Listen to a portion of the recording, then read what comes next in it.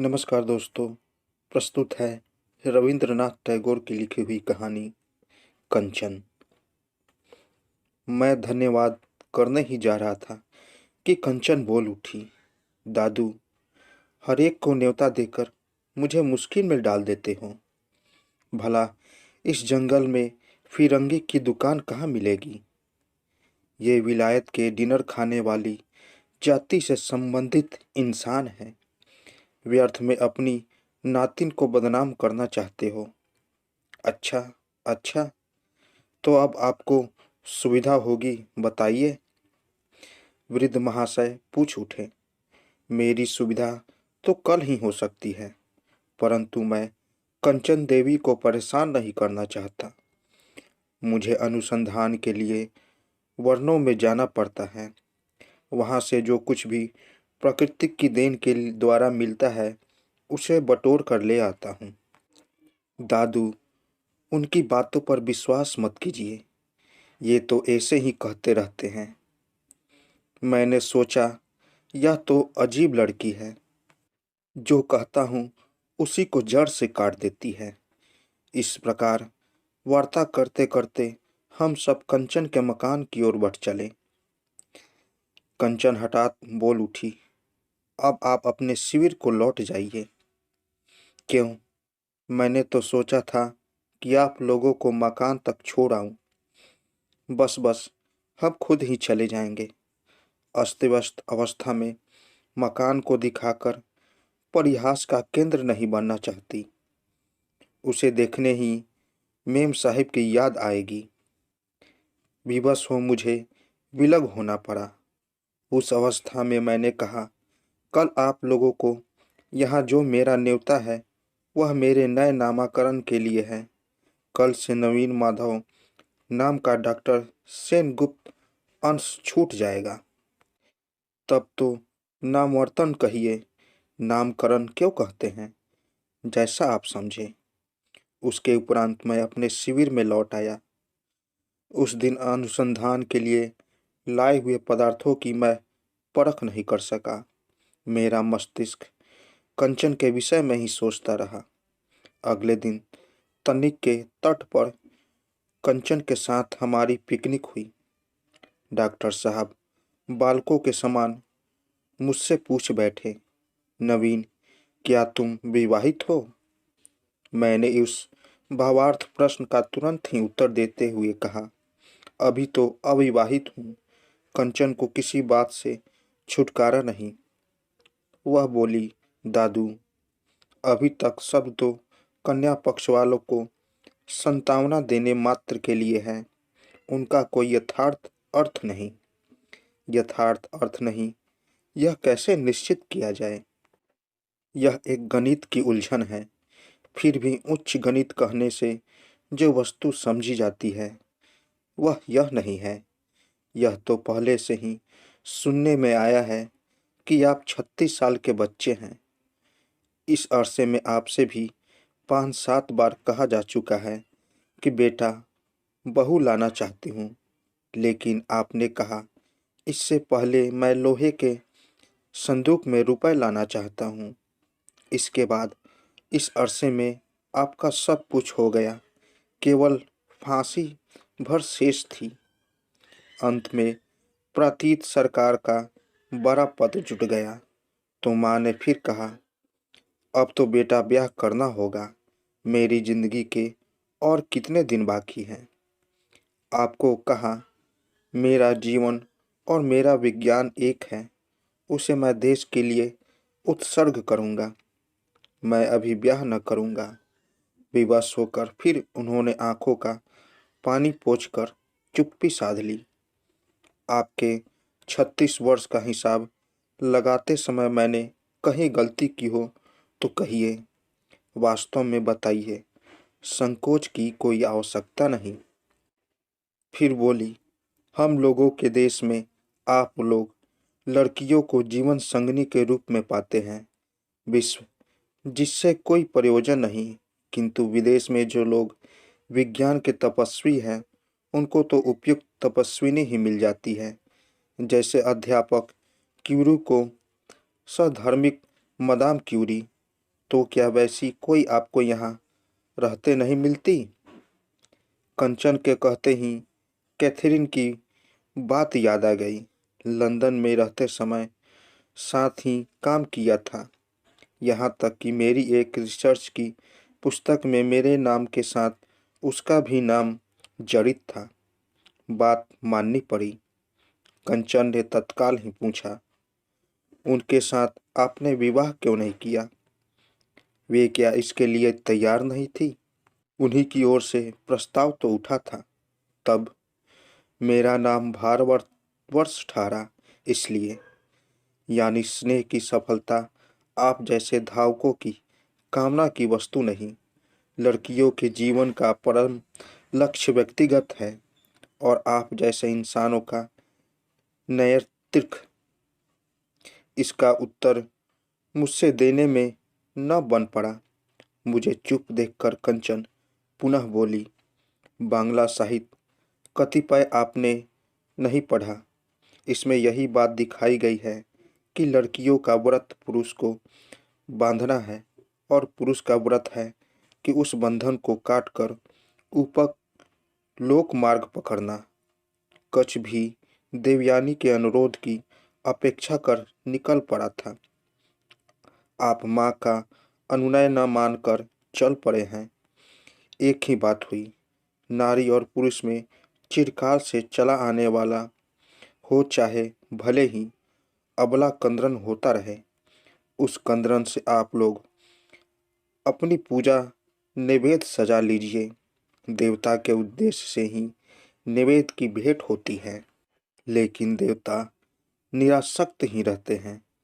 कंचन ने फिर कहा, देवयानी ने कच्छ को क्या शराप दिया था, जानते हैं नवीन बाबू? नहीं। अपने ज्ञान साधना का फल आप स्वयं न सोच सकेंगे, हाँ, दूसरों को दान कर सकेंगे। मुझे यह बात कुछ अजीब सी लगती है। यदि यह श्राप आज कोई विदेशी लोगों को देता तो वह बच जाता। विश्व की सामग्री को अपनी सामग्री के समान व्यवहार करने की वजह से ही यूरोप वाले लालच के द्वार पर मरते हैं। उस दिन जो बातें हुई वे केवल हास्य व्यंग ही नहीं थी, उसमें युद्ध की ओर संकेत था। कंचन के साथ अब मेरा संबंध सहज हो गया था। इस पर भी मैं कंचन के सम्मुख खड़े होकर उसकी चरम अभिलाषा की था पाने का कोई उपाय खोज नहीं पाया। हाँ, अवश्य एक दिन पिकनिक के समय यह सुयोग मिल गया। उस समय डॉक्टर साहब शिवालय के खंडहर की सीढ़ी पर बैठे रसायन शास्त्र की कोई नई आई हुई पोथी पढ़ रहे थे। इस आनबूस के पेड़ की झाड़ी में बैठकर कंचन अचानक कह उठी, इस महाकाल के वन में एक अंधी प्राण शक्ति है, उससे भयग्रस्त हूँ। कंचन कहती गई, पुराने भंवरों के दरार से लुक छिपकर पीपल का अंकुर निकलता है और फिर धीरे धीरे अपनी जड़ों से उसी बुरी तरह जकड़ लेता है। यह भी वैसा ही दादू के साथ यही बात हो रही थी। दादू कह रहे थे, बस्ती बहुत दिनों तक दूर रहने से प्रकृति के अभाव से मानव का चरित्र दुर्बल हो जाता है और आदमी प्राणी की प्रकृति का असर प्रखर हो उठता है। मैंने उत्तर दिया, बताता हूँ, मेरी बात को भली भांति सोच देखिएगा। मेरा विचार यह है कि ऐसे अवसरों पर मानव का संग भीतर और बाहर से मिलना चाहिए, जिसका प्रभाव मानव प्रकृति को पूर्ण कर सके। जब तक यह नहीं होगा तब तक अंध शक्ति से पराजित ही होना पड़ेगा। काश आप मामूली। हाँ हाँ, कहिए, संकोच मत कीजिए, कंचन ने शीघ्रता से कहा। यह तो जानते ही हैं कि मैं वैज्ञानिक हूँ, अतः जो कहने जा रहा हूँ उसे व्यक्तिगत आसक्त से रहित होकर ही कहूँगा। आपने एक दिन भवतोष को बहुत स्नेह से देखा था, क्या आज भी उसे उसी प्रकार समझ लीजिए नहीं करती, तब मैंने ही आपके मन को उधर से हटाया है। संभव हो सकता है, लेकिन आपने ही नहीं बल्कि इस अंध शक्ति ने भी। इसलिए मैं इस हटने को श्रद्धा की दृष्टि से नहीं देखती। ऐसा क्यों? दीर्घकाल के प्रयास से मानव चित्त में शक्ति में अपने आदर्श की रचना करता है। प्राण शक्ति की अंधता उस आदर्श को तोड़ देती है। आपके प्रति जो मेरा प्रेम है वह उसी अंध शक्ति के आक्रमण का फल है। नारी होकर भी आप प्रेम पर ऐसा अवसाद मढ़ती है। नारी होने का कारण ही ऐसा कह रही हूँ। प्रेम का आदर्श हमारे लिए पूजा की सामग्री है। उसी को सत्वित कहते हैं। सत्वित एक आदर्श है। यह सामग्री वन की प्रकृति की नहीं है, मानव की है। इस निर्जन में इतने दिनों से इसी आदर्श की पूजा कर रही थी। सारे आघातों को सहन और धोखा खाने के बाद भी इसे बचा सकी, तो मेरी पवित्रता भी नहीं जाएगी। क्या भवतोष के लिए अब भी श्रद्धा का स्थान है? नहीं। उसके पास जाना चाहती हो? नहीं। तो फिर कुछ भी नहीं। मैं आशय नहीं समझा। आप समझ भी नहीं सकेंगे। आपकी संपत्ति ज्ञान है, उच्च स्तर शिखर पर, वह भी स्पर्शनल है। नारी संगति हृदय की संगति है। यदि उसका सब कुछ चला जाए, वह सब कुछ जो बाहरी है, जिसे स्पर्श किया जा सकता है, तब भी उस प्रेम में वह वस्तु बच सकती है जो कि इम्पर्सनल है। वाद विवाद में समय नष्ट न कीजिए। मुझे कुछ ही दिनों में खोज करने के लिए अभिप्राय से अत्यंत कहीं चला जाना होगा। किंतु फिर गए क्यों नहीं आपसे? तभी कंचन ने पुकारा, दादू। डॉक्टर साहब अपना पढ़ना लिखना छोड़कर उठ आए और मधुर स्नेह के स्वर में बोले, क्या है दीदी? उसने उस दिन कहा था न कि मनुष्य का सत्य उसी की तपस्या के भीतर से अभिव्यक्त हुआ है। उसकी वे अभिव्यक्ति प्राणी शास्त्र से समझी जाने वाली अभिव्यक्ति नहीं है। हाँ, बिल्कुल ठीक दादू। तो फिर आज अपनी और आपकी बात का निर्णय कर दूं। कई दिनों से मस्तिष्क उथल पुथल का केंद्र बना हुआ है। मैं उठ खड़ा हुआ, बोला, तो मैं चलूं? नहीं, आप बैठिए दादू। आपका वही पद फिर खाली हुआ है और सेक्रेटरी ने पुनः आपको बुलवाया भी है। हाँ, तो फिर आपको उस पद को स्वीकार करना होगा। अति शीघ्र वही लौट जाना होगा। डॉक्टर साहब बेचारे हस्तबुद्धित होकर कंचन के मुंह की ओर ताकते रहे। कंचन बोली, अच्छा, अब समझी। आप इसी सोच में पड़े हैं कि मेरी क्या गति होगी। यदि अंधकार की मात्रा बहुत न बढ़ती हो, तो आपको यह बात स्वीकार करनी ही होगी कि मेरे बिना आपका एक भी दिन नहीं चल सकता। मेरी अनुपस्थिति तो 15वीं अश्विन को आप 15वीं अक्टूबर समझ बैठते हो। जिस दिन घर में अपने सहयोगी अध्यापक को भोजन के लिए आमंत्रित करते हो, उसी दिन लाइब्रेरी का द्वार बंद करके कोई निदारुण इक्वेशन सुलझाने में लग जाती हो। नवीन बाबू सोचते होंगे कि मैं बात बढ़ा चढ़ाकर कह रही हूँ। आज ऐसी अशुभ बातें सब अभी खत्म हो जाएगी। आप चले तो मेरे साथ अपने काम पर। छूटी हुई गाड़ी फिर लौट आएगी। डॉक्टर साहब मेरी ओर देखकर बोले, तुम्हारी क्या सलाह है नवीन? मैं क्षण भर स्तब्ध रहकर बोला, कंचन देवी से अधिक अच्छा परामर्श कोई दे ही नहीं सकता।